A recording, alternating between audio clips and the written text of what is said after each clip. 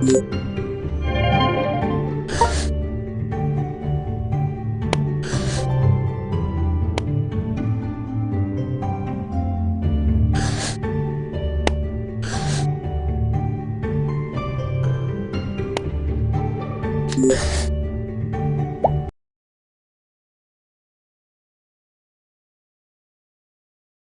guys, hope you all are doing well. Any of you wondering how people put one-letter nicknames? Today I'm gonna show you how to put space in pet nicknames and how to make a one-letter nickname.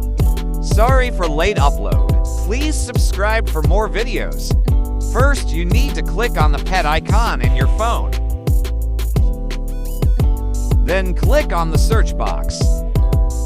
After clicking, type what you want to name your pet using space.